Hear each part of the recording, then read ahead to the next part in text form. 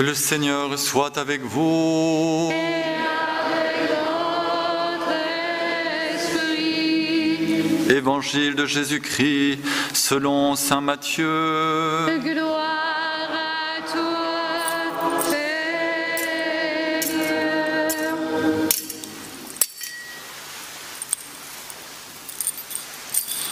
Quand Jésus vit toute la foule qui le suivait, il gravit la montagne, il s'assit et ses disciples s'approchèrent.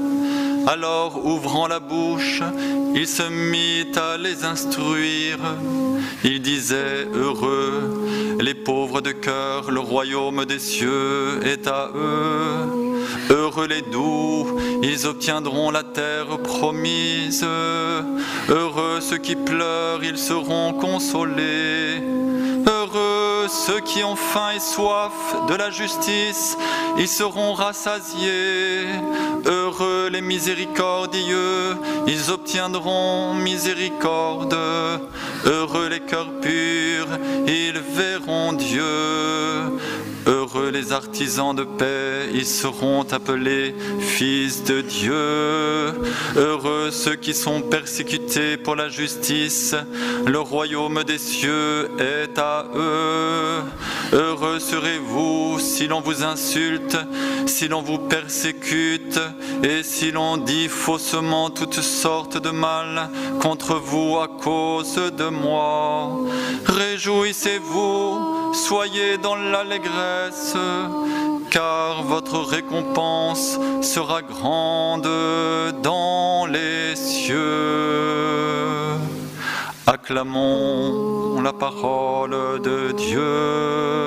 Louange à toi, Seigneur. Louange à toi, Seigneur. Louange à toi, Seigneur. Louange à toi.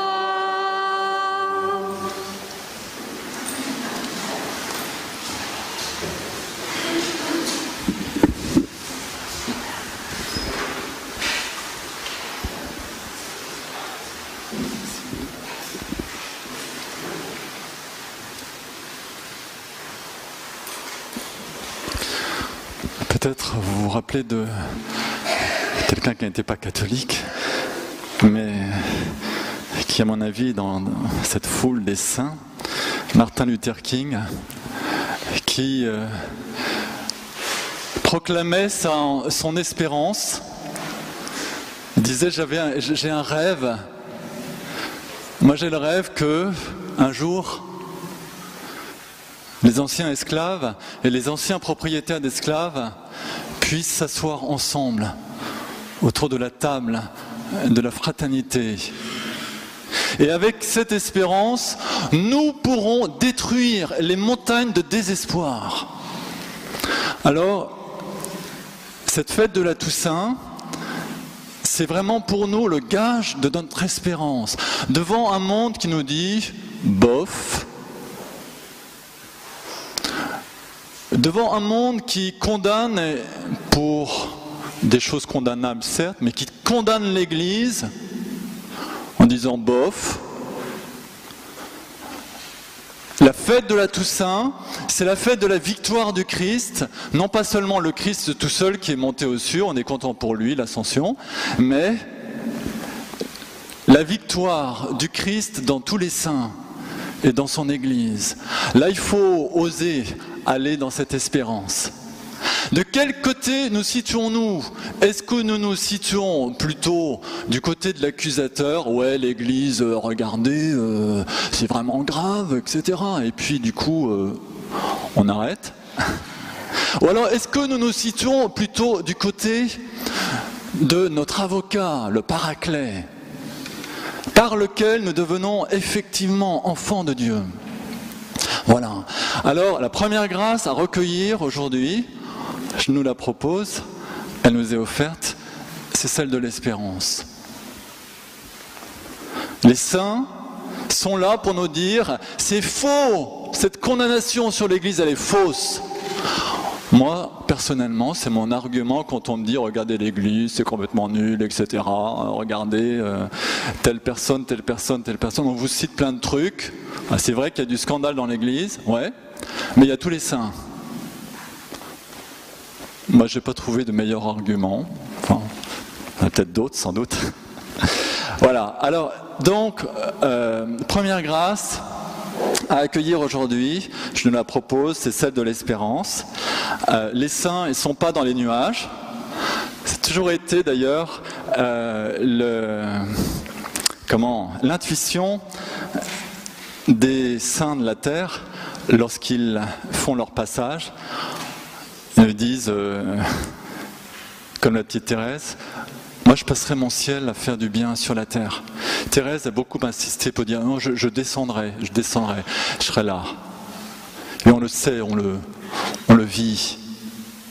Les saints ne sont pas dans les nuages, ils sont avec nous. Et l'Église du ciel, elle est avec nous, elle est active. Et Saint Maximilien Kolbe, vous connaissez un peu la vie de Saint Maximilien, qui a donné sa vie donc dans un camp concentration, et lui disait bon, ici-bas, moi je travaille avec une seule main, mais au ciel je vais travailler avec les deux mains. Voilà, espérance.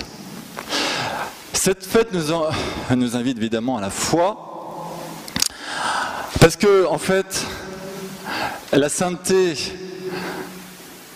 elle est pour tout le monde. C'est le Concile Vatican II qui nous le rappelle, mais en fait il nous le rappelle seulement parce que Saint Paul nous l'avait dit,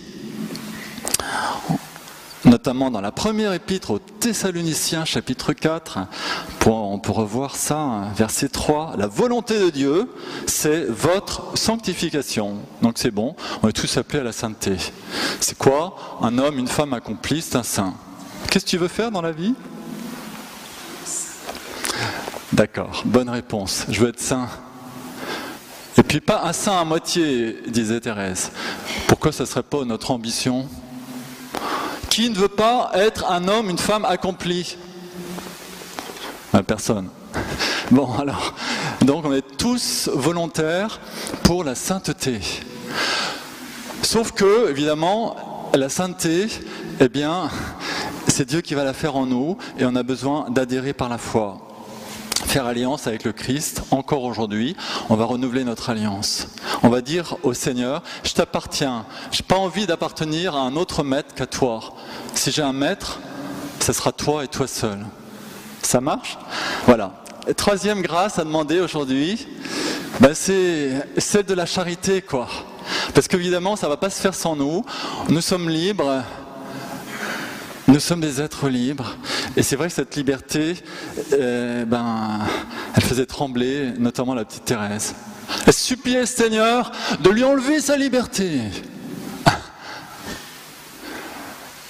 Point de suspension de faire le mal. C'est terrible de pouvoir choisir le mal. Alors nous, on a juste un petit travail à faire, qui est à notre portée, en principe. Choisir de faire le bien. Saint Paul nous dit dans Romains 7, ça c'est à notre portée. Je peux choisir de faire le bien. Par contre, l'accomplir, c'est autre chose. Voilà, ce sera la grâce de Dieu en nous. Mais le choisir et nous décider, aujourd'hui encore, à être des pauvres et des doux. Si on est des pauvres et des doux, tout le reste, toutes les autres béatitudes, c'est bon. La pauvreté, c'est... On va dire, elle se résume à un mot, obéissance. Obéissance à une autre loi que la mienne, à une autre logique que la mienne. Le pauvre, celui qui trouve sa plénitude ailleurs qu'en lui, en Dieu. Voilà. Et puis les doux, c'est ceux qui choisissent une autre stratégie que les brutes. C'est-à-dire, face à la violence, face à la contrariété, on va choisir non pas la violence, une autre violence accusatrice, mais on va choisir quoi? On va choisir la force de l'amour qui traverse. Sauf que, évidemment, vous me direz, sans la grâce, impossible. Oui, mais nous, on va se décider pour ça. Le Seigneur nous donnera la grâce. Voilà. Alors, aujourd'hui,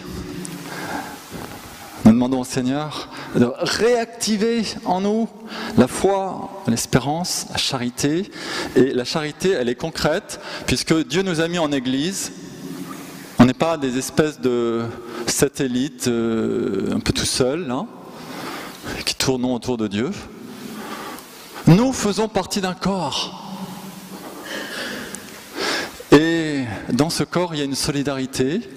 Alors aujourd'hui, on vit la solidarité avec toute cette Église du ciel. C'est extraordinaire de se dire que dans cette chapelle, nous ne sommes pas une centaine, mais nous sommes des milliers, des millions, des myriades.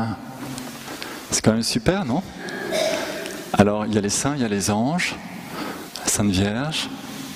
Ouais, il y a vraiment du monde, quoi. Solidarité. Et cette solidarité, nous allons choisir aussi de la vivre entre nous. Si vous voulez, moi je pense que, je ne sais pas ce que vous en pensez, mais l'Église de la Terre, ça ressemble un petit peu à un hôpital. Plus exactement à une maternité. On y va, on y rentre, on est malade. Qui n'est pas malade ici? J'entends spirituellement. On est tous malades, vous êtes d'accord? Mais l'Église est une maternité. On va guérir. On est tous volontaires pour la guérison, c'est-à-dire la sainteté. Oui. Voilà.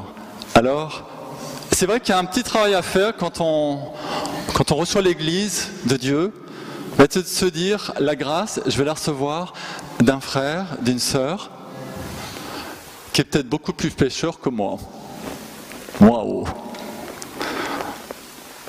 Mais il faut avoir une sacrée espérance. Hein. Lorsque vous allez vous confesser, il y a des gens qui disent, moi je ne vais pas me confesser parce que le prêtre il en fait beaucoup plus que moi. Ouais, mais enfin le prêtre il se confesse aussi. Donc c'est une sacrée espérance de dire, je me confessais et que je vais recevoir la grâce à travers un homme pécheur. Quelle espérance extraordinaire aussi de pouvoir vivre cette réception de la grâce à travers les membres pauvres, fragiles que nous sommes.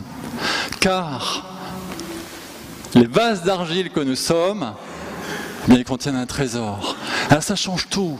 Quand on ouvre les yeux sur le réel, on ne va pas s'amuser à entretenir la dépression et la tristesse en accusant tout le monde, mais on va voir par la foi ce trésor en chacun. Voilà. Alors aujourd'hui, j'ai oublié de vous le dire tout à l'heure, c'est très important. Certains amis de l'agneau vont renouveler dans quelques instants leurs engagements dans notre communauté des béatitudes. Nous avons choisi la Toussaint parce que justement, nous nous sommes dit que ce jour-là, c'est vraiment le jour où tous et chacun, on va dire oui pour l'Église. Oui pour l'Église du ciel, mais oui pour l'Église de la terre aussi. On n'oublie pas l'Église du purgatoire, bien sûr. On va dire oui. Et ceux qui vont renouveler leur engagement vont dire oui d'une façon, avec cette modalité particulière de suivre le Christ en faisant partie d'une famille spirituelle qui est celle des béatitudes. Vous savez que les béatitudes, c'est pas seulement des gens qui vivent ensemble en vie commune, mais c'est aussi une famille. Donc ceux qui vivent à côté, même loin, peuvent s'engager aussi à une vie de prière quotidienne dans l'esprit et la spiritualité de notre communauté, et aussi à collaborer à des œuvres d'église, notamment celles de notre communauté, aussi dans l'esprit des conseils évangéliques, de pauvreté, dans le partage des biens, savoir partager nos biens, dans un esprit d'obéissance à l'Église et aux responsables, et enfin dans l'esprit de chasteté qui met chacun à sa place pour que l'amour soit juste. Voilà. Alors, bénissons le Seigneur pour le don de l'Église, qui est le sacrement de sa présence au milieu de nous. Et nous allons prendre un petit temps de silence pour que chacun puisse renouveler dans son cœur aussi cette adhésion au don que le Seigneur nous fait de son Église. Amen.